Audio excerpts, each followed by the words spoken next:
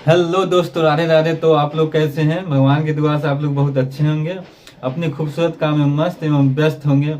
तो आप देख रहे हैं साकेत स्मार्ट स्टडी, जो एग्जाम को डर नहीं दोस्त बनाता है। मतलब कहने का मतलब जो पढ़ाई को डर नहीं दोस्त बनाता है। तो आप मेरे चैनल साकेत स्मार्ट स्टडी को लाइक करें, सब्सक्राइब करें, अपने दोस्तों में शेयर करें।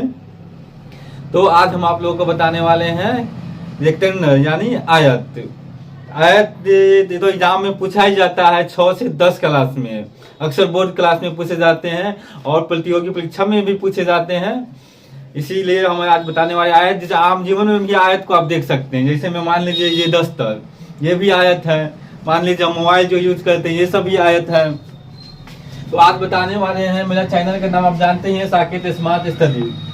तो आज हम इसका देखते हैं परिभाषा क्या होता है। तो परिभाषा वो आयत की जिसकी आमने सामने की भुजा बराबर हो, प्रत्येक कोण समकोण हो, जिसके विकर्ण दोनों बराबर हो, उसे हम आयत कहते हैं। आप देख सकते हैं आयत के कहने का मतलब हो गया कि जिसके आमने सामने की भुजा बराबर हो, आमने सामने की भुजा समांतर हो, उसे हम आयत कहते हैं। और सामने की भुजा बराबर हो उसे हम आयत कहते हैं। और समांतर भी हो, आमने सामने की भुजा समांतर, मान लीजिए कि ए है, ये बी है और ये सी है और डी है, ए बी बराबर डी सी हो जाएगा। तो ए बी बराबर डी सी हो जाएगा। तो आप देख सकते हैं कि जिसके आमने सामने की भुजा बराबर हो, आमने सामने की भुजा समांतर हो, उसे हम आयत कहते हैं। आप देख सकते हैं कि दोनों विकर्ण भी बराबर हो। तो आखिर विकर्ण किसे कहते हैं? जो एक कोना से दूसरी कोना तक जो हम रेखा खींचते हैं उसी को हम विकर्ण कहते हैं। ये दोनों विकर्ण बराबर होते हैं। तो आयत की विकर्ण की एक खासियत भी है कि ये एक दूसरे को समद्विभाजित पर काटते हैं। मतलब दोनों विकर्ण बीच से होकर जाती है, उसे हम विकर्ण कहते हैं। अगर आप आगे देख सकते हैं कि विकर्ण एक दूसरे को समद्विभाजित कर दिए, तो हम आपको बता भी चुके हैं। और विकर्ण एक दूसरे को 90 डिग्री पर काटता है कि नहीं, ये भी एक बहुत बड़ी बात है।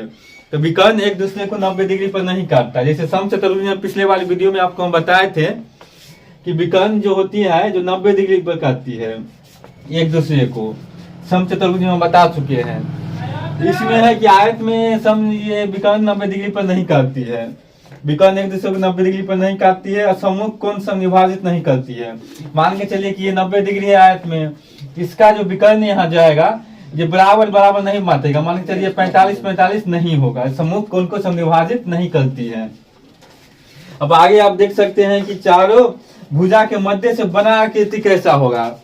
जितना भी हम बताएं, आज ये समांतर चतुर्भुज हो, चाहे वर्ग हो, चाहे सम चतुर्भुज हो, बीच के मध्य भुजा से जो रेखा जाती है उसे आकृति बनती है। ताकि आयत में कौन सी आकृति बनेगी? तो मान के चले कि ये एक आयत की आकृति है, इसके मध्य बिंदु से जो आकृति बनेगी वो एक सम चतुर्भुज बनेगी। ये लोग आप लोग समझ गए होंगे।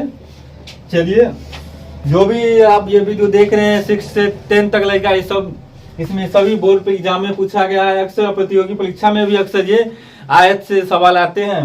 तो आप लोग लाइक करें, सब्सक्राइब करें। आप देख सकते हैं कि चारों आकृति समचतुर्भुज होती है। आप परिमाप देख सकते हैं कि इसका परिमाप क्या होता है।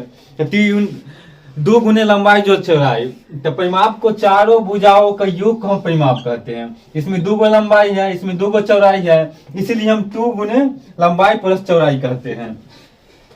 आप देख सकते हैं कि इसका क्षेत्रफल कितना हो जाएगा। तो लंबाई गुने चौड़ाई को हम क्षेत्रफल कहते हैं। अगर आप लोग जानना चाहते हैं कि सब क्षेत्रफल कहाँ से आता है, परिमाप कैसे बनता है, तो आप लोग जरूर कमेंट करें, हम बताएंगे।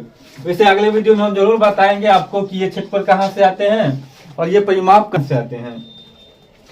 और आगे कि ये सब प्रत्येक कोण 90 डिग्री का होता है।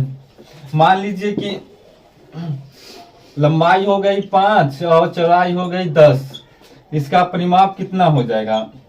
2 इंटू एल प्लस बी बराबर 2 इंटू 5 प्लस 10, 2 इंटू 15 बराबर 30 हो जाएगा। उसके बाद क्षेत्रफल क्या हो जाएगा? तो क्षेत्रफल इसी से हम लंबाई चौड़ाई से निकाल सकते हैं। ए बराबर हो जाएगा 5 गुने 10 बराबर 50 सेंटीमीटर स्क्वायर।